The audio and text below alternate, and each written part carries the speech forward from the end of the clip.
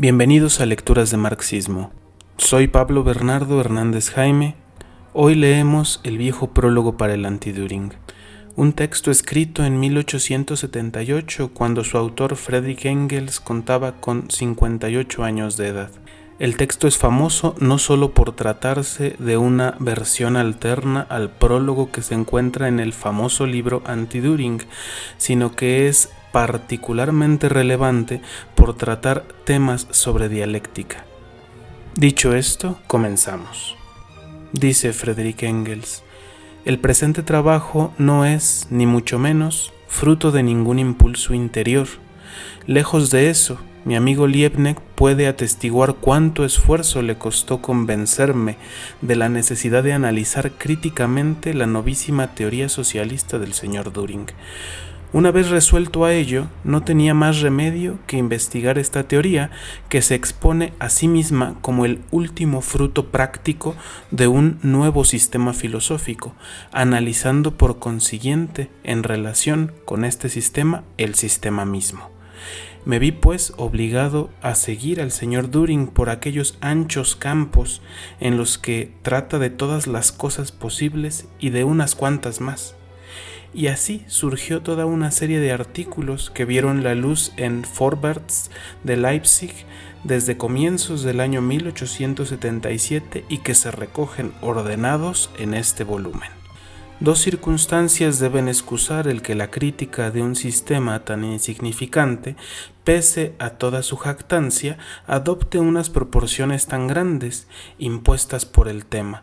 Por una parte, esta crítica me brinda la ocasión para desarrollar de un modo positivo, en los más diversos campos de la ciencia, mis ideas acerca de las cuestiones en litigio, que encierran hoy un interés general, científico o práctico. Y aunque esta obra no persigue, ni mucho menos, el designio de oponer un nuevo sistema al sistema del señor Düring, confío en que la trabazón interna entre las ideas expuestas por mí, a pesar de la diversidad de materias tratadas, no escapará a la percepción del lector. Y por otra parte, el señor Düring, como creador de sistema, no es un fenómeno aislado en la Alemania actual. Desde hace algún tiempo en Alemania brotan por docenas, como las setas después de la lluvia, de la noche a la mañana, los sistemas filosóficos, y principalmente los sistemas de filosofía de la naturaleza, para no hablar de los innumerables sistemas nuevos de política, economía política, etc. Y tal parece como si en la ciencia quisiera también aplicarse ese postulado del Estado moderno que supone a todo ciudadano capaz de juzgar de todos los problemas acerca de los cuales se le pide el voto, o el postulado de la economía política, según el cual todo consumidor conoce al dedillo las mercancías que necesita para el sustento de su vida. Todo el mundo puede escribir de todo y consiste precisamente en eso la libertad de la ciencia, en escribir con especial desembarazo de cosas que no se han estudiado, haciéndolo pasar como el único método rigurosamente científico. El señor Düring es, sin embargo, uno de los tipos más representativos de esa ruidosa pseudociencia que por todas partes se coloca hoy en Alemania a fuerza de codazos en primera fila y que atruena el espacio con su estrepitoso y sublime absurdo.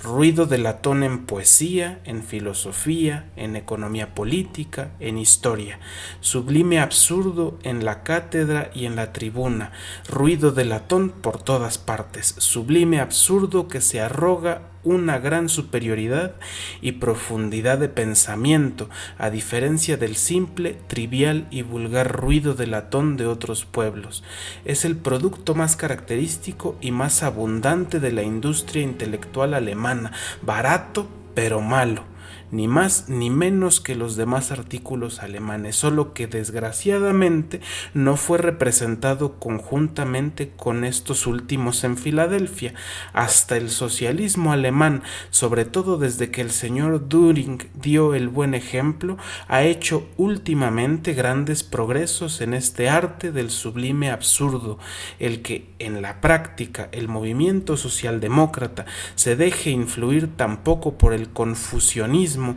de ese sublime absurdo es una prueba más de lo maravillosa y sana naturaleza de nuestra clase obrera, en un país en el que, a excepción de las ciencias naturales, todo parece estar actualmente enfermo. Cuando en el discurso pronunciado en el Congreso de Naturalistas de Múnich, Nageli afirmaba que el conocimiento humano jamás revestiría el carácter de la omnisciencia, ignoraba evidentemente los logros del señor Düring. Estos logros me han obligado a mí a seguir a su autor por una serie de campos en los que a lo sumo solo he podido moverme en calidad de aficionado. Esto se refiere principalmente a las distintas ramas de las ciencias naturales, donde hasta hoy solía considerarse como pecado de arrogancia el que un profano osase entrometerse con su opinión. Sin embargo, me ha animado, en cierto modo, el juicio enunciado también en Múnich por el señor Virchow, al que nos referimos más detenidamente en otro lugar, de que fuera del campo de su propia especialidad, todo naturalista es solo semidocto, es decir, un profano. Y así como tal o cual especialista se permite y no tiene más remedio que permitirse de vez en cuando pisar un terreno colindante con el suyo, cuyos especialistas le perdonan sus torpezas de expresión y sus pequeñas inexactitudes, yo me he tomado también la libertad de citar una serie de fenómenos y de leyes naturales como ejemplos demostrativos de mis ideas teóricas generales, y confío en que podré contar con la misma indulgencia. Los resultados de las modernas ciencias naturales se imponen a todo el que se ocupe en cuestiones teóricas con la misma fuerza irresistible con que los naturalistas de hoy se ven arrastrados, quieran o no, a deducciones teóricas generales. Y aquí se establece una cierta compensación,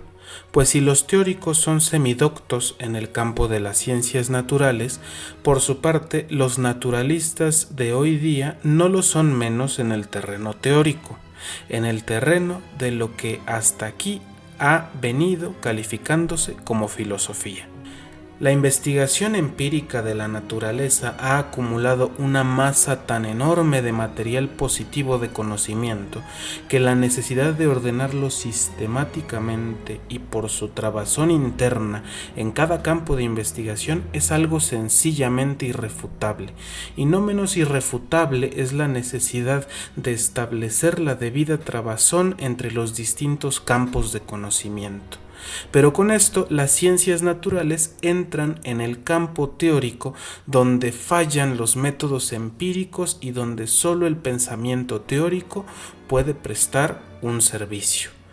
Mas el pensar teórico solo es un don natural en lo que a la capacidad se refiere. Esta capacidad ha de ser cultivada y desarrollada, y hasta hoy no existe más remedio para su cultivo y desarrollo que el estudio de la filosofía anterior. El pensamiento teórico de toda época, incluyendo por tanto el de la nuestra, es un producto histórico que en periodos distintos reviste formas muy distintas y asume por lo tanto un contenido muy distinto. Como todas las ciencias, la ciencia del pensamiento es por consiguiente una ciencia histórica, la ciencia del desarrollo histórico del pensamiento humano,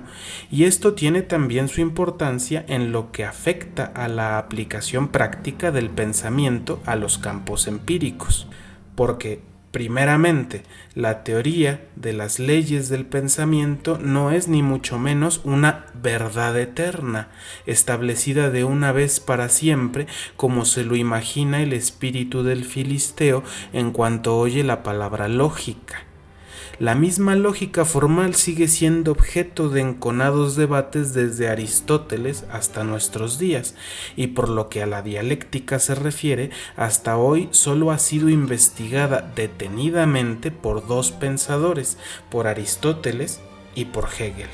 Y precisamente la dialéctica es la forma más importante del pensamiento para las modernas ciencias naturales, ya que es la única que nos brinda la analogía y por tanto el método para explicar los procesos de desarrollo en la naturaleza, las concatenaciones en sus rasgos generales y el tránsito de un terreno a otro de investigación. En segundo lugar, el conocimiento del curso de desarrollo histórico del pensamiento humano, de las concepciones que en las diferentes épocas se han manifestado acerca de las concatenaciones generales del mundo exterior, es también una necesidad para las ciencias naturales teóricas, porque nos brinda la medida para apreciar las teorías formuladas por estas. Pero en este respecto se nos revela con harta frecuencia y con colores muy vivos el insuficiente conocimiento de la historia de la filosofía. No pocas veces vemos sostenidas por los naturalistas teorizantes como si se tratase de los más modernos conocimientos que hasta se imponen por moda durante algún tiempo, tesis que la filosofía viene profesando ya desde hace varios siglos y que bastantes veces han sido ya filosóficamente desechadas. Es indudablemente un gran triunfo de la teoría mecánica del calor haber apoyado con nuevos testimonios y hecho pasar de nuevo a primer plano la tesis de la conservación de la energía. Pero ¿acaso esta tesis hubiera podido proclamarse como algo tan absolutamente nuevo si los señores físicos se hubieran acordado de que ya había sido formulada en su tiempo por Descartes? Desde que la física y la química vuelven a operar casi exclusivamente con moléculas y con átomos, necesariamente ha tenido que aparecer de nuevo en primer plano la filosofía atomística de la antigua Grecia. Pero cuán superficialmente aparece tratada aún por los mejores de aquellos. Así, por ejemplo, que Culé en Fines y adquisiciones de la química afirma que procede de Demócrito, no de Leucipo, y sostiene que Dalton fue el primero que admitió la existencia de átomos elementales cualitativamente distintos, a los cuales asignó por vez primera distintos pesos, característicos de los distintos elementos, cuando en Diógenes Laercio puede leerse que ya Epicuro atribuye a los átomos diferencias no sólo de magnitud y de forma, sino también de peso, es decir, que conocía ya a su modo el peso y el volumen atómicos. El año de 1848, que en Alemania no puso remate a nada, solo impulsó allí un viraje radical en el campo de la filosofía. Al lanzarse la nación al terreno práctico, dando comienzo a la gran industria y la estafa por un lado y por otro al enorme auge de las ciencias naturales, adquirieron desde entonces en Alemania, iniciado por los predicadores errantes y caricaturescos como Vogt, Buchner, etc., renegó categóricamente de la vieja filosofía clásica alemana, extraviada en las arenas del viejo hegelianismo berlinés. El viejo hegelianismo berlinés se lo tenía bien merecido, pero una nación que quiera mantenerse a la altura de la ciencia no puede prescindir de pensamiento teórico. Con el hegelianismo se echó por la borda también a la dialéctica, precisamente en el momento en que el carácter dialéctico de los fenómenos naturales se estaba imponiendo con una fuerza irresistible, en que por tanto solo la dialéctica de las ciencias naturales podía ayudar a escalar la montaña teórica, para entregarse de nuevo desamparadamente en brazos de la vieja metafísica. Desde entonces tuvieron una gran difusión entre el público, por una parte, las vacuas reflexiones de Schopenhauer cortadas a la medida del filisteo y más tarde hasta las de un Hartmann, y por otra el materialismo vulgar de predicadores errantes, de un Vogt, de un Buchner. En las universidades se hacían la competencia las más diversas especies del eclecticismo, que solo coincidían en ser todas una mezcolanza de restos de viejas filosofías y en ser todas igualmente metafísicas. De los escombros de la filosofía clásica solo se salvó un cierto neocantismo, cuya última palabra era la cosa en sí eternamente incognoscible, es decir, precisamente aquella parte de Kant que menos merecía ser conservada. El resultado final de todo esto fue la confusión y la algarabía que hoy reinan en el campo del pensamiento teórico. Apenas se puede coger en la mano un libro teórico de ciencias naturales sin tener la impresión de que los propios naturalistas se dan cuenta de cómo están dominados por esa algarabía y confusión, y de cómo la llamada filosofía hoy en curso no puede ofrecerles absolutamente ninguna salida, y en efecto, no hay otra salida ni más posibilidad de llegar a ver claro en estos campos que retornar, bajo una u otra forma, del pensamiento metafísico al pensar dialéctico. Este retorno puede operarse por distintos caminos. Puede imponerse de un modo natural, por la fuerza coactiva de los propios descubrimientos de las ciencias naturales, que no quieren seguir dejándose torturar en el viejo lecho metafísico de Procusto, pero este sería un proceso lento y penoso en el que habría que vencer toda una infinidad de razonamientos superfluos. En gran parte ese proceso está ya en marcha, sobre todo en la biología, pero podría acortarse notablemente si los naturalistas teóricos se decidieran a prestar mayor atención a la filosofía dialéctica, en las formas que la historia nos brinda. Entre estas formas hay singularmente dos que podrían ser muy fructíferas para las modernas ciencias naturales. La primera es la filosofía griega. Aquí el pensamiento dialéctico aparece todavía con una sencillez natural, sin que le estorben aún los cautivantes obstáculos que se oponía a sí misma la metafísica de los siglos XVII y XVIII,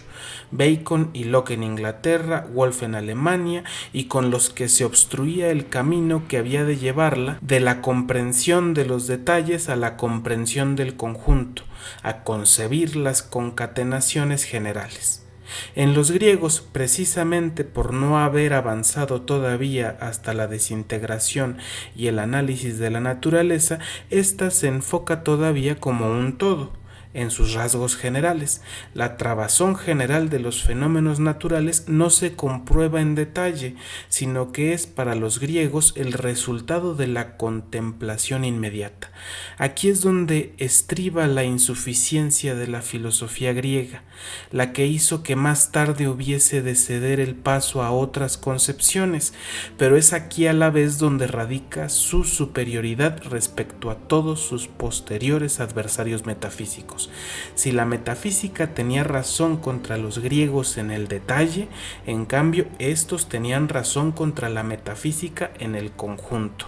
He aquí una de las razones de que en filosofía, como en muchos terrenos más, nos veamos obligados a volver los ojos muy frecuentemente a las hazañas de aquel pequeño pueblo cuyo talento, dotes y actividad universales le aseguraran tal lugar en la historia del desarrollo de la humanidad como no puede reivindicar para sí ningún otro pueblo. Pero hay aún otra razón, y es que en las múltiples formas de la filosofía griega se contienen ya en germen, en génesis, casi todas las concepciones posteriores. Por eso las ciencias naturales teóricas están igualmente obligadas, si quieren proseguir la historia de la génesis de sus actuales principios generales, a retrotraerse a los griegos. Y este modo de ver va abriéndose paso cada vez más resueltamente. Cada día abundan menos los naturalistas que, operando como con verdades eternas con los despojos de la filosofía griega, por ejemplo, con la atomística, miran a los griegos por encima del hombro con un desprecio baconiano porque estos no conocían ninguna ciencia natural empírica. Lo único que hay que desear es que este modo de ver progrese hasta convertirse en un conocimiento real de la filosofía griega. La segunda forma de la dialéctica, la que más cerca está de los naturalistas alemanes, es la filosofía clásica alemana, desde Kant hasta Hegel. Aquí ya se ha conseguido algo desde que, además del ya mencionado neocantismo, vuelve a estar de moda el recurrir a Kant. Desde que se ha descubierto que Kant es el autor de dos hipótesis geniales sin las que no podrían dar un paso las modernas ciencias naturales, a saber, la teoría de los orígenes del sistema solar, que antes se atribuía a Laplace, y la teoría de la retardación de la rotación de la Tierra a causa de las mareas, este filósofo volvió a conquistar merecidos honores entre los naturalistas. Pero querer estudiar la dialéctica en Kant sería un trabajo estérilmente penoso y poco fructífero, desde que las obras de Hegel nos ofrecen un amplio compendio de dialéctica, aunque desarrollado a partir de un arranque absolutamente falso. Hoy, cuando, por un lado, la reacción contra la filosofía de la naturaleza, justificada en gran parte por ese falso punto de partida y por el imponente enfangamiento del hegelianismo berlinés, se ha expandido a sus anchas y ha degenerado en simples injurias, y cuando, por otra parte, las ciencias naturales han sido tan notoriamente traicionadas en sus necesidades teóricas por la metafísica ecléctica al uso, creemos que ya podrá volver a pronunciarse ante los naturalistas el nombre de Hegel, sin provocar con ello ese baile de Zambito en que el señor Düring es tan divertido maestro. Ante todo, conviene puntualizar que no tratamos ni mucho menos de defender el punto de vista del que arranca Hegel, según el cual el espíritu, el pensamiento, la idea es lo originario y el mundo real solo una copia de la idea. Este punto de vista fue abandonado ya por Feuerbach. Hoy todos estamos conformes en que toda ciencia, sea natural o histórica, tiene que partir de los hechos dados y, por tanto, tratándose de las ciencias naturales, de las más diversas formas objetivas y dinámicas de la materia, en que por consiguiente en las ciencias naturales teóricas las concatenaciones no deben construirse e imponerse a los hechos, sino descubrirse en estos, y una vez descubiertas demostrarse por vía experimental hasta donde sea posible. Tampoco puede hablarse de mantener en pie el contenido dogmático del sistema de Hegel, tal y como lo han venido predicando los hegelianos berlineses, viejos y jóvenes. Con el punto idealista de arranque se viene también a tierra el sistema construido sobre él y por tanto la filosofía hegeliana de la naturaleza. Recuérdese que la polémica de los naturalistas contra Hegel, en la medida en que supieron comprenderle acertadamente, solo versaba sobre estos dos puntos: el punto idealista de arranque y la construcción arbitraria de un sistema contrario a los hechos.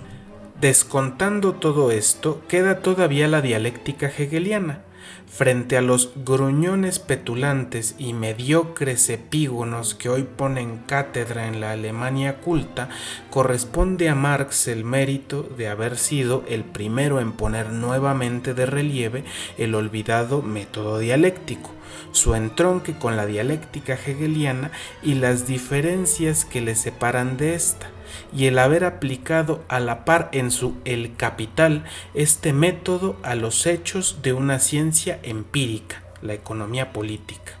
Y lo ha hecho con tanto éxito que hasta en Alemania la nueva escuela económica solo acierta a remontarse por encima del vulgar librecambismo, copiando a Marx, no pocas veces falsamente, bajo el pretexto de criticarlo. En la dialéctica hegeliana reina la misma inversión de todos los entronques reales que en las demás ramificaciones de su sistema. Pero como dice Marx, el hecho de que la dialéctica sufra en manos de Hegel una alteración no obsta para que este filósofo fuese el primero que supo exponer de un modo amplio y consciente sus formas generales de movimiento. Lo que ocurre es que en él la dialéctica aparece puesta de cabeza, no hay más que invertirla y enseguida se descubre bajo la corteza mística la semilla racional.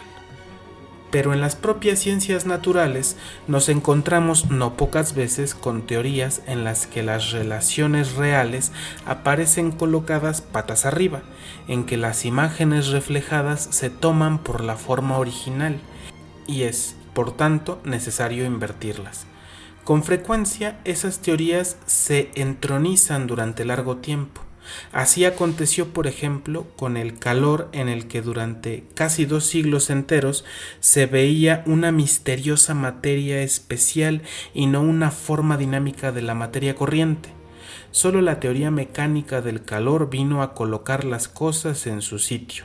No obstante, la física, dominada por la teoría del calórico, descubrió una serie de leyes importantísimas del calor y abrió, gracias sobre todo a Fourier y a Sadi Carnot, el cauce para una concepción exacta,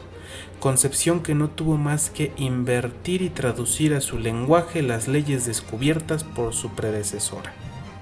Y lo mismo ocurrió en la química, donde la teoría del flogisto, solo después de 100 años de trabajo experimental, suministró los datos con ayuda de los cuales Lavoisier pudo descubrir en el oxígeno obtenido por Presley el verdadero polo contrario del imaginario flogisto, con lo cual echó por tierra toda la teoría flogística. Mas con ello no se cancelaron ni mucho menos los resultados experimentales de la flogística, nada de eso. Lo único que se hizo fue invertir sus fórmulas, traduciéndolas del lenguaje flogístico a la terminología moderna de la química y conservando así su validez. Pues bien, la relación que guarda la teoría del calórico con la teoría mecánica del calor o la teoría del flogisto con la de Lavoisier es la misma que guarda la dialéctica hegeliana con la dialéctica racional. Fin del texto de Friedrich Engels, Viejo prólogo para el Anti-Düring, 1878. Si quieren ubicar el texto, usualmente no se encuentra en las ediciones del Anti-Düring, sino incluido como parte del compendio que es Dialéctica de la Naturaleza, en el cual también hay otro texto que próximamente leeremos aquí, que es la introducción a dicho libro. Por lo pronto me despido, yo soy Pablo Bernardo Hernández Jaime y nos vemos en otra emisión.